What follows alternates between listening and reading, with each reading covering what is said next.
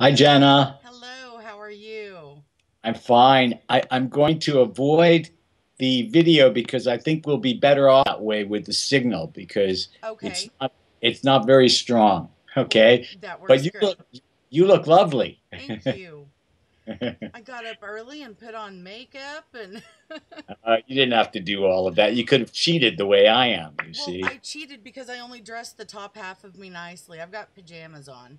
you do. Uh-oh.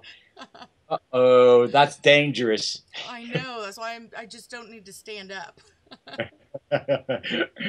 Well, the last I checked, anyway, um, I didn't have to stand up when I spoke to someone. I mean, not always, so we should be Right. all right. Yeah. Okay. And your name is it laloggia or lo I there's so many pronunciations I've heard No, it's online. it's pronounced laloggia. Laloggia. Okay. The two G's are kind of like a J. Oh, I gotcha. Okay. Well, hey everybody, this is Jana Bowen, and I'm with Boomstick Comics, and I'm going to be talking with wonderful director Frank LaLoggia. He's coming to us all the way from Italy right now, correct? Right, from Florence. All right. I have always wanted to travel there. I have never been able to yet. So this is as close as I'm getting right now. Well, you have to make an effort to get here because it's a spectacular place. Oh, I It's bet beautiful. so. So you directed Lady in White, which is coming up on almost a 30-year anniversary, but it's getting its initial Blu-ray release September 27th. And I just wanted to talk to you a little bit about the movie if we could and what's going on with you now. Um, okay, The Legend of the Lady in White. How old were you when you first heard that legend? Because I know Oh, God. it's from your hometown, correct? Well, every town in America, probably throughout the world, has got a legend involving a lady in white. So, where I grew up was no different, really. And I grew up in upstate New York, in Rochester, New York. And I think from, gosh, when did I first hear the story of the legend of the lady in white? I think as soon as I could, at as early an age as I could have really comprehended what it was about, Sure. and so that might have been 5, 6 years old. But Lady in White, the film, was very not really based on the legend that I heard Oh, growing up. okay. It served as an inspiration of sorts, but in name only. So that was my email. Okay, I thought that was on my end. Well, let's see if I can dump that so that won't happen again. I'll Oh, just it's close. no problem whatsoever. Okay, no, we're all set. So, uh, no, what happened was, it seemed to me that I could structure a story that appealed to me within the context of a ghost story. And the themes in in White, the driving themes have to do with loss and coming to terms with loss or not coming to terms with Oh, loss. yeah, definitely. I can And see that. that's really what ghost stories are all about, right? Yeah, But it what I is. wanted to do was take that basic kind of uh, what can I say modicum, and build my story and create my story within the confines of that modicum. And in so doing, I felt I could say a lot about us as people, Definitely. living but really living, breathing people, and how loss affects us all. Of course, you did a great job with it. I remember seeing it when I was younger, and it's honestly, it was kind of funny. Um, I was bragging to my friends. I mean, I was in grade school, I believe, and I was bragging to my friends that horror movies don't scare me. I can't get spooked. And we were watching Lady in White, and it was like 3 o'clock in the afternoon. I couldn't sleep for 2 days, and so here I am bragging that I am so strong, and I can't. Yeah, that totally called me out. Oh, that's a great story. I love hearing stories related to the film. That's the one of the most wonderful things about being a filmmaker or being a creative artist, you know, within any context of the term. But specifically being a filmmaker, it's wonderful because that's been my experience. And the thing that delights me most is hearing stories, the personally related stories Sure. of the people that you know, have loved the film and seen the film, and they Right. always excite me, and they're always very compelling in their own way. So thank you for telling me that Oh, no story. problem. I'll be introducing another generation to the movie tonight. My three kids haven't seen it yet, and we were going to watch it last night, but I'm going to set them down tonight and we'll watch it together as a family. Oh, you got to tell me what the Oh, I will. reaction I bet is. they're going to love it. How So, old are they? um, 15, 11, and 8. Oh, it's going to be. You got to tell me. You got to fill me in and fill me in honestly as to Oh, what I the reaction. will. I bet they'll Okay, love it though. okay. Now, when you went about making The Lady in White, you financed the film on your own? Right. We made the picture independently. That's right. We privately financed the film by going public. Actually, we launched a penny stock company, and our stock traded on Nasdaq. A penny stock is a stock that trades at very minimal amounts, and in that era, there was an opportunity, kind of a window of opportunity for us to be able to do this. Charles laloggia and I, Charles was 3 years older than I was, but we grew up. We were like brothers more than Sure. cousins. And Charlie came up with this plan, and he said, "I think we might be able to do this." And because I told him, as we were discussing the idea, you know, I said, "Well, we're going to need a significant amount of money if I'm going to do this properly." Oh, And I said, "I'm sure. going to need 5 million or close to 5 million." And he said, "Well," he said, I think I have a way to go about doing it." And make a long story short, it was a very long story. We ultimately launched this penny stock company, and we managed to raise the 5 million we needed. Actually, the picture cost all in 4.7 million. Wow. That was back in 1986 that we actually were involved with the money raising. My goodness. The picture got made independently. I took it all the way to finished product, and then I made deals all over the world actually to get the picture out there. But I don't think at that point any independent film had ever been financed to that degree. Truly independent film That's with really amazing. yeah, no deals up front. We didn't go out there and pitch the studios at all. We didn't pre-sell any foreign territories. We just raised the money, and I made the picture all in, and that was an absolute for me because uh, I just wanted to make sure that I had full control of the picture, and that it would be a vision that was quite frankly all mine, so that Sure. if it didn't work, you know, I'd be let's just say more willingly able to take the blame, and if it did work, then everybody involved in it would be able to take credit. That's amazing. That's a really great story about that. Now, was there an issue with getting the film rated how you wanted it? Yeah, it's interesting what happened with the rating because the picture was completed, of course, and it was submitted to the MPAA, the ratings board, and they screened it in New York City. I was on the West Coast, living in Los Angeles at the time, and uh, and the distributor, we had our theatrical distributor at that point. And as a matter of fact, all of the deals had been made at that point. I'd made the U.S. theatrical deal. I'd made a foreign sales deal with the Samuel Goldwyn Company, and they were to sell it in the rest of the world. And then I made a video deal with a company called Virgin Vision, which was part of Richard Branson's business Oh, dealings. It I doesn't know. exist anymore, but it was their video arm. It was called Virgin Vision. By virtue of making all those three deals, we recouped the full 4.7 million and then some, quite a bit My. more than that. But in any case, we were at the stage where the theatrical distributor needed to submit the picture for a rating. They screened it in New York, and they came back with an R. and the theatrical distributor was very concerned, and I was concerned as well. We all wanted a PG-13 because we wanted the picture to reach as many people as possible, For sure.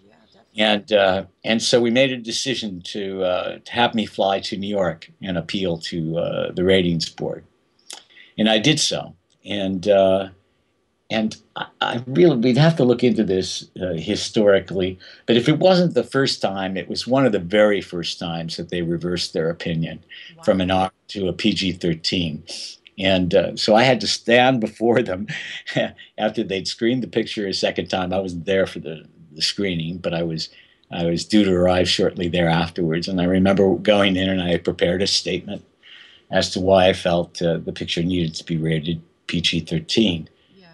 Guy by the name of I think his name was Hefner. No, not that's Hugh Hefner. That's the Playboy. Oh gosh, I I can't would say remember his you name. have connections. Yeah, I can't remember his name now, but he was the head of the MPAA. Actually, it turned out to be a very nice guy. And after I made my appeal, I was asked to step outside of the screening room and wait in the lobby. And there were maybe about 15 MPAA people that were there in the screening room watching the film and for the second time and then listening to my appeal. And he came out shortly there afterwards because they had their little powwow and said, okay, kid, you got it. It's PG-13. And I was thrilled. And Wow. he was thrilled. And then the people who had watched the film, who were his colleagues, all came out and started hugging me and giving me, and they, Wow. we wanted this so much for you. We wanted this so much for you. We're so happy for you. And then he said, I remember he said, man, he said, you are a hell of an orator.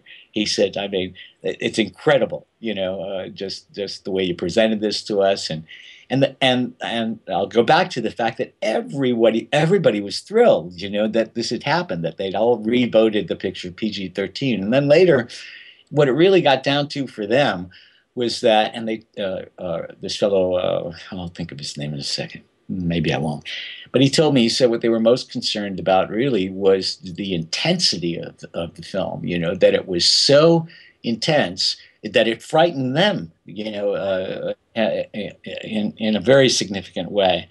And but they loved the film, and they wanted the film to have as much of a shot as possible at an audience. And getting an R rating means that you're significantly reduced as to audience. But apart and separate from that, I told them, I said, I made this film for the kid in all of us. I said, Yeah. this film, and I'm paraphrasing here, is for everybody. And I said, but I really have so much respect for kids, and I feel as though rather than play down to them, this film, ultimately will elevate them. And Frankie is a character, that is just so honorable in his intent, for all his faults. Why wouldn't you want your kid to identify with him? Oh, Wouldn't you? definitely. And they agreed. And so the picture wound up with a PG-13. And you didn't Everybody, have to make any kind of cuts or anything to it? nope, nope, That's didn't change, amazing. right, nothing. Wow. That's really awesome. But I credit that to the power of the film. Just to the fact that the film, it. I'm kind of sound like I'm tooting my own horn, Toot but away. it, it's really remarkable with the release of the Blu-ray now.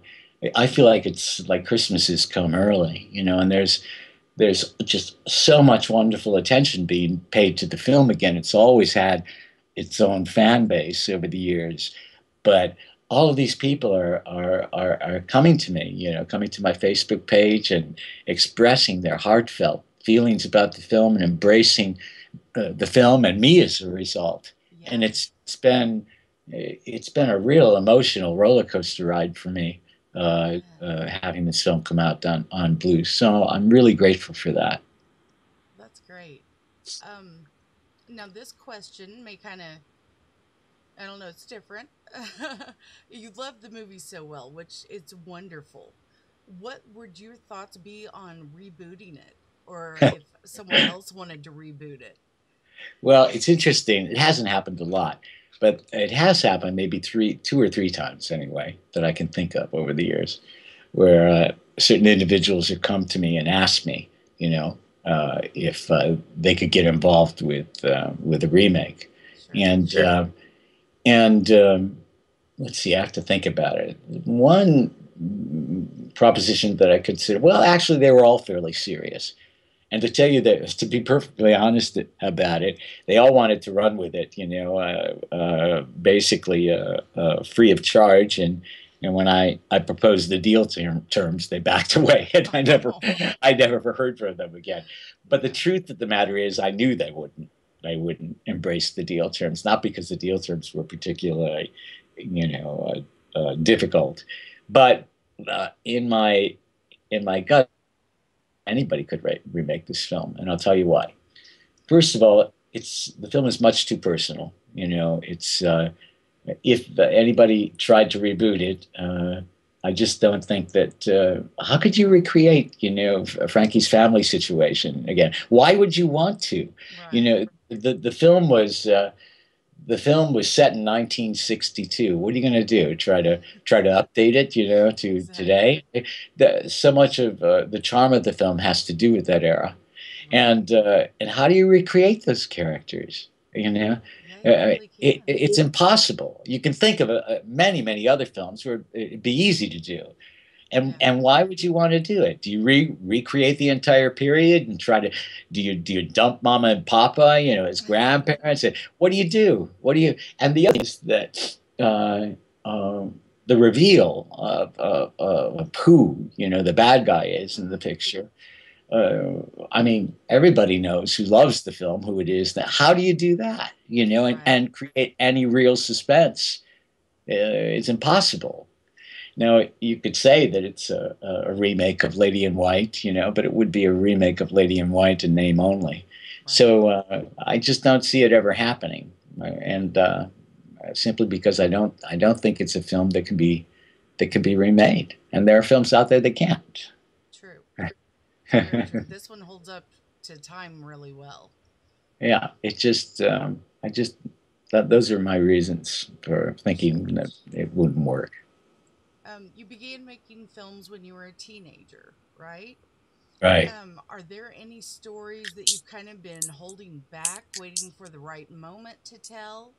Hmm. Or is there something particular like that you're hoping to work on or working on now? Are you talking about ideas as relates to other films? Sure. I'd like Anything is that. that's kind of stuck with you for a long time that you're just waiting for the right moment to bring out? Oh no, I've there have been two or three projects that I'm very passionate about, and uh, and there's the most recent that I've made some effort to trying to get up is a musical, believe it or not, and it's called Miro Miranda! Exclamation point, and it's I shot a 10-minute promo for the film here in Italy a couple of years back. As a matter of fact, it's up on my page. You can take a look at it. I've And seen it. I watched it I last night, I think. ah ah, so it's very different from Lady in Oh, White, yes. but for Lady in White, music has always been integral and essential to me as relates to music and image, music and my films and filmmaking. And so to me, it seems like a natural progression. This is a full blown musical. So it's been developed to the point of having all the songs written, orchestrated, and scored. They're demos, but Wow. they're fully orchestrated and scored. They're about 11 songs. And the treat 50 pages long, is Nice. completed, and the screenplay is almost there. And so the problem is that I've been so removed from, I live in Italy. I've been living just outside of Florence, in the countryside outside of Florence, south of Florence, for almost 11 years, well, more than 11 years now. Wow. And I've been so removed from that scene. And I came here intentionally to get away from that scene because I just didn't want to be part of it anymore Sure. after having lived in LA for 28 years. Oh, gosh. Yeah. And yeah, I've been so removed from that there's nobody I really know with who Mhm. has any influence anymore, or Yeah. might have some influence money wise. And trying to raise money independently, the way we did with Lady in White, is just not possible. Right. The market being the way it is today. So, if anybody's out there that would like to talk to me about financing a wonderful motion picture, I'm here. Definitely. We'll get your story out. Um, Now, this goes back a ways, but you were involved in writing a Spider Man movie Oh in yeah, the yeah. 80s. Is that a genre that you're still interested in, or is there a specific hero you'd want to write for or direct? No, well, when I was a kid, I loved Superman. Absolutely adored Superman. He was my go-to superhero. As a matter of fact, Mama Sunta, my Mama Sunta, the real Mama Sunta, Frankie has his Mama Sunta and Papa Charlie. Those two Hmm. characters were based on my real life Italian grandparents. Oh, really? And yeah, absolutely. I mean, those people, I grew up with those people. Well, up to a certain, yeah, I grew up with them, and I love them very, very dearly. Uh, and Mama Sunta and Papa Charlie were the personifications of my grandparents on my father's side, Mama Sunta and Papa Charlie. Wow. and uh, and I remember that I was so enamored with Superman. So I must have been, what was that, maybe 5, 6, 7 years old. And just think of this. Think of Mama Asunta, Frankie's Mama Asunta, and she knew how in love with Superman I was. And the television show, of course, was on the air, and I had the comics, and so she took a look at the comics, and she designed and created a Superman costume for me, with the tights and the red pants and the cape with the S, That's and the red, awesome. I mean, blue pants, yeah, the red shorts and the cape with the S and everything, and presented it to me as a surprise. Oh, She went to wow. the sewing machine, she put it all together, and presented it to me as a surprise. Well, I was out of my mind. Absolutely thrilled. And I can remember we had a porch that was maybe about 5 feet up from the ground, a front porch on the house, where we lived, and a railing on the porch. And I would jump off that railing, and every time I thought, I'm gonna fly. This time I'm gonna fly, wearing that suit was going to, that suit, the Mama Sunta had made me. That was the magic element. That was what was going to really allow me to fly. And That's in my heart, I did fly thanks to sure. her. So, Definitely. Is that the highest you went in your attempt to fly, or did you go any higher? no, I came down to earth, literally and figuratively, quickly. Gravity had its say. But getting back to Spider-Man, and the evolution of Spider-Man as a film, this was back 19. I gotta think for a second. Must have been 95, maybe even a little earlier, when Menachem Golan at Canon Films controlled the rights, and he brought me on to write and direct the picture after a number of other people had been on the picture, and we started out with my creating a treatment. Because that's the way I wanted to go. I said, okay. And I told him right up front, after he discussed it with me, I thought about it. I met with Stan Lee, and we talked about it, Wow.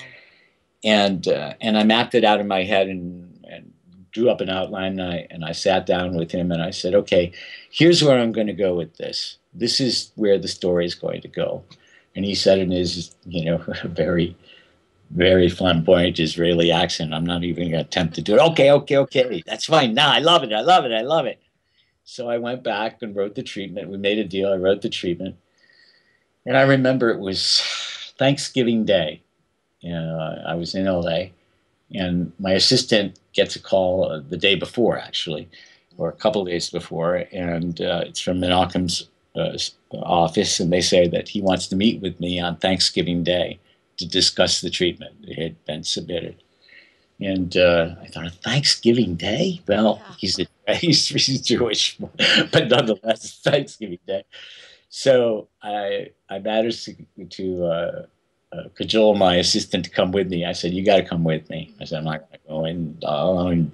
I said, "Besides, I think this is going to be interesting." So we went up to I can't remember on Wilshire Boulevard. There's penthouse offices and suite. And we sat up there, and he had his staff there, about 7, 8 people that were sitting. We were in a semicircle, and we were at the center of attention. And they started to talk about all these changes, Menachem and that they wanted, and I listened and I listened. And I remember at one point his assistant said, "I think Peter Parker should have a dog," and Menachem turned to him, livid, his face beat red, and he said, "A dog, a dog." And my sister and I are sitting there with our mouths agape. He says, "Do you know what would cost to have dog in movie? $1 million. $1 million to have dog in movie. No dog." And after that, we walked out, and I turned to my assistant and I said, "Call Jerry, my agent," and I said, "Tell him I'm out. I'm done." Because my deal said, that if I wanted out at any time, I could get out. And so that was it. I left. Yeah. And then, of course, it never came to fruition with him. It came to fruition many, many years later after other people managed to garner control of it. And that was it. That was the extent of my involvement with Spider Man. Huh. Um, what are some of your favorite scenes from movies that have kind of stuck with yours? Mm. Laura, let's see. Favorite scenes or favorite movies? I could tell you Which, so about some of my favorite movies, and sure. within them, of course, exist, I'm sure, some of my favorite scenes. Let's see. Let's think about that first. There are quite a few. I mean, um, American films, Polanski's Rosemary's Baby, uh, Schlesinger's Midnight Cowboy, To Kill a Mockingbird. Uh, let's see. Gosh, there's so many. Um, this question always, I always get bogged down with this. What happens is my head starts to swim with, I have to really think about. There's Oh, I so many know. movies that I care about and I love about. I love foreign films, The Bicycle Thief, De Sica's The Bicycle Thief, which is probably the most influential movie. Let's just say that if it wasn't the most influential, it was the one that touched me and moved me most and convinced me that I needed to make movies. Really? Even, yeah, that was the film. As a matter of fact, story behind that was because I'd already made my short films prior to going to the University of Miami. I'd made 3 short films, one in 8 millimeter, two in 16 millimeter, and then as a freshman at the University of Miami, the Film Society was screening The Bicycle Thief, and I happened to see it, and I had a certain allowance that my parents were sending me. My father was sending me, for food and that sort of thing, and uh, and so I had a few dollars in my pocket that I managed to pile up, Yeah. and I saw the film that it was projected in 16 millimeter, and I remember going up to the projection booth, and the guy who projected the film was head of the Film Society at the time, and I said, "How much to lose that print?" Mhm. And that's how much you have to consider the fact that this was 1972, 73, and Wow. there weren't any video decks or anything like that. Right. And he said, "What?" And I said, and I pulled $100 out of my pocket, and I said, "I'll give you $100 to lose that print," because I had a 16 millimeter projector. Ah. I never went anywhere without my film collection and 16. And he said, "Deal." And I gave him $100, and he lost the print, and I've still got it. I ran it over and over. It was, back then I didn't understand Italian, but it was English subtitles, so that wasn't a problem. And I ran it over and over, and I still have it. I still have the print with me. That is awesome. So I'm so thankful that you wanted to take some time out and talk to me today. I really appreciate that. We're going to be putting up our review of the Blu-ray of Lady in White, and that should be coming up pretty soon. good. But I want to thank you again for taking the time to talk to me today. I You're really welcome, appreciate Jana. it. You know, is this going to be text or I will I will upload the audio, the MP3, uh-huh. and I'll do it that way, and I may write the text out with it. I'm not sure exactly how my editor will want that done, but it'll go, at least I know for sure we'll put the video or the audio up as just an Okay. MP3 that can be listened to. Okay. Sounds good. All right. Well, thank you. I appreciate it. It's been fun. Thank you. Have a good evening. Okay. Bye, Jenna. Bye bye.